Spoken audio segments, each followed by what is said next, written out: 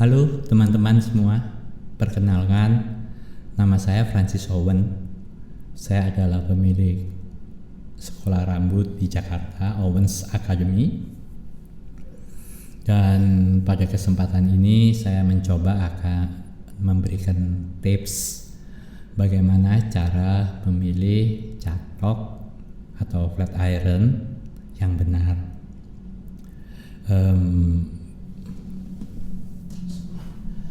Ada banyak bentuk flat iron ya.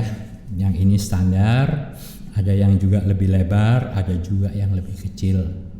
Semua fungsinya sama, tergantung dari kebiasaan kita pakainya yang mana. Kalau saya pribadi, saya memakai yang bentuk standar ini aja. Nah, saat kita membeli catok, biasanya kita itu selalu mengatupkan dua sisi ini dan kita lihat apakah ini cukup rapat atau renggang atau masih berongga, dan kira-kira yang mana yang benar, yang berongga atau yang rapat. Banyak hairdresser berpikir bahwa catok yang bagus itu adalah catok yang rapat. Sebenarnya ini salah. Catok yang benar, yang bagus itu seharusnya berongga, tidak rapat saat dia dikatupkan. Saat ditekan baru rapat pelan-pelan, sesuai dengan tekanan yang kita mau. Itu artinya apa? Saat kita bekerja dengan catok yang rapat sekali tanpa rongga, itu otomatis saat kita katupkan rambut akan terjepit 100%. Dan sebelum kita tarik, kita tidak akan tahu berapa banyak harus kita kendorkan ini catok. Jadi kita harus narik dulu pelan-pelan, kita kendorkan, dan kita harus pertahankan posisi itu. Nah, ini berbeda dengan catok yang berongga. Saat kita katupkan pertama di rambut, kita ada rongga di sini. Jadi kita tidak perlu takut rambut itu akan tertarik. Kita bisa langsung tarik pelan-pelan sambil kita tekan pelan-pelan. Saat kita tekan, kita akan lihat seberapa kebutuhan kita nekat. Jadi kita cuman perlu mengontrol tekanan kita. Berbeda dengan catok yang tidak berongga. Kita butuh mengontrol tekanan, kita butuh mengontrol seberapa banyak kita kendorkan, dan kita harus mengontrol tangan kita memegangnya supaya stabil. Dan ini saya rasa cukup menyulitkan, terutama saat kita pertama kali menjepitkan rambut ini, menjepitkan catok ini di rambut. Di situ kita baru bisa memperkirakan berapa yang kita kendorkan, dan ini biasanya kita harus coba dulu di rambut. Dan kalau catok itu cukup rapat, biasanya akan terjadi penarikan di kepala. Dan ini kurang nyaman kalau kita mengerjakan klien. Otomatis klien akan terasa sedikit sakit ya saat awal-awal. Tapi mungkin ada yang sudah terbiasa memakai catok yang rapat, jadi merasa bahwa enggak kok, tamu saya enggak tertarik kok rambutnya. Itu bisa terjadi ya, jadi itu kebiasaan. Tapi kalau kita bicara yang benar, catok yang benar, yang salah yang mana? Catok yang benar itu yang berongga. Buktinya di mana? Buktinya sebenarnya cukup sederhana ya. Kita tinggal lihat merek-merek terkenal. Semua catok yang dengan merek-merek terkenal dan cukup mahal. Hampir sulit kita temuin catok yang mahal dan rapat.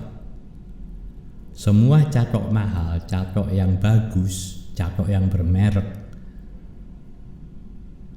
hampir dapat dipastikan pasti berongga. Berbeda dengan catok murah. Catok murah hampir dipastikan semakin murah semakin rapat. Di sini kenapa seperti itu? Karena catok yang berongga itu biasanya besinya itu memang lentur, sehingga dia memang bisa dibuat berongga dan dilakukan penekanan dalam kondisi panas 200 derajat. Saat dilepas lagi dia akan kembali seperti asalnya, dan ini biasanya memakai bahan yang bagus, baja. Kalau dia memakai plat biasa seperti catok yang murah itu biasanya kalau dia dibikin berongga, dia akan saat ditekan dia akan bengkok. Apalagi ada panas ya, dia pasti bengkok karena dia memang bukan baja yang lentur. Di sini perbedaannya. Kenapa catok murah kebanyakan selalu rapet, catok mahal kebanyakan selalu berongga. Catok mahal, catok bermerek berongga karena memang pemakaiannya jauh lebih nyaman. Tapi bagi teman-teman hairdresser mungkin yang sudah terbiasa memakai catok rapat, itu sulit untuk memahami apa yang saya jelaskan di sini. Supaya mudah mencerna apa yang saya katakan di sini, itu sebaiknya teman-teman semua ini mencoba, sekali waktu perlu mencoba catok yang berongga renggang. Mungkin karena sudah terbiasa memakai catok yang rapat, jadi setiap kali beli itu selalu milih yang rapat, dan mungkin selamanya itu belum pernah nyoba catok yang berongga. Sebaiknya kita lakukan perbandingan, kita harus juga mencoba catok yang berongga. Mungkin kita bisa pinjam ke salon temen nyoba, atau ke toko-toko. Cap store juga banyak yang menjual catok ya sekarang ini. Itu kita bisa mencoba. Saat kita mencoba ya kita harus mencobanya di rambut ya. Mungkin di rambut kita yang mana yang lebih gampang kita. Yang saat kita katup yang pertama kita itu enggak merasa tertarik, dan kita bisa pelan-pelan menekan dengan baik. Atau kalau memang di salon teman ada, kita bisa nyoba di boneka kalau memang ada.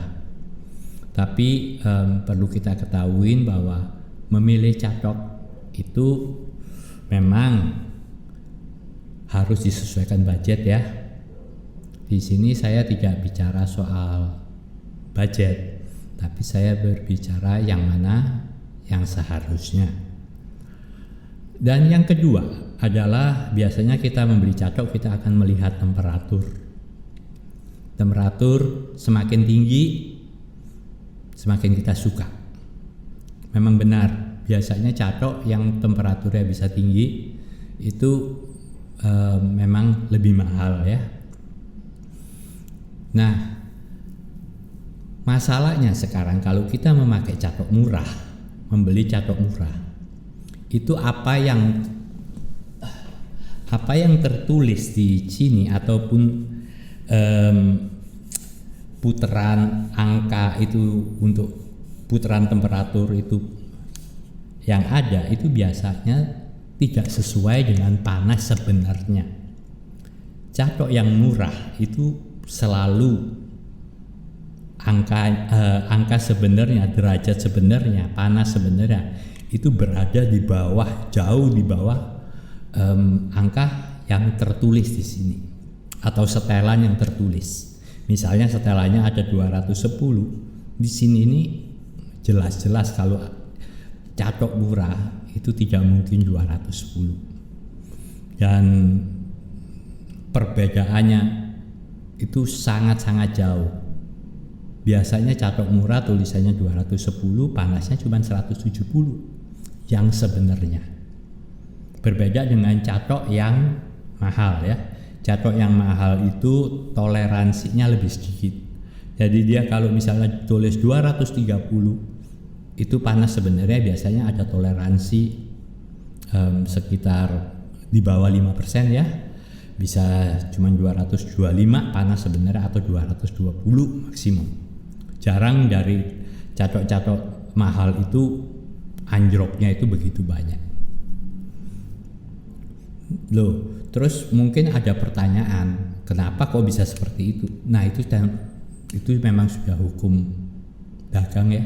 Mereka yang membuat cacok murah akan menulis berapa aja angka, itu terserah mereka. Jadi supaya terjual. Cuman kalau mau tahu hasilnya benar, yang pasti ya pastinya kita tes. Kita tes pakai itu temperatur gun yang biasanya buat COVID. Nah, itu kita bisa tes pakai itu. Dari situ kita akan tahu toleransinya seberapa banyak cacok yang kita punya. Jadi kalau kita membeli cacok yang murah, jangan berharap terlalu banyak bahwa temperaturnya akan sesuai dengan yang tertulis, atau kenop-kenop yang ada di sini sesuai dengan panas yang ada. Biasanya pasti nggak benar. Angkanya pasti jauh di bawah yang tertulis. Berbeda dengan cacok yang mahal. Jadi sekarang kembali ke teman-teman semua, kira-kira budgetnya seberapa? Mungkin walaupun budgetnya rendah, lebih baik membeli cacok yang bermerek, yang memang mereknya sudah kita kenal, walaupun bentuknya lebih sederhana, tapi lebih benar isinya, temperaturnya, tidak cuma tulisan. Soalnya banyak juga cacok-cacok yang tampangnya keren, murah. Nah, yang seperti ini biasanya sulit kita harapkan panas temperaturnya itu benar ya. Jadi untuk kali ini apa yang saya coba jelaskan cukup sampai di sini, dan mudah-mudahan teman-teman semua mengerti. Kalau nggak mengerti ya memang harus mencoba membandingkan ya. Nanti pada lain kesempatan saya akan memberikan tips-tips untuk technically ataupun peralatan salon. Jadi apabila ada pertanyaan bisa ditanyakan di kolom komentar, atau bisa langsung ke IG Owens_Academy. Silakan tanya di sana, kita akan berusaha menjawab sebisa kita. Terima kasih, sampai jumpa. Salam sehat selalu.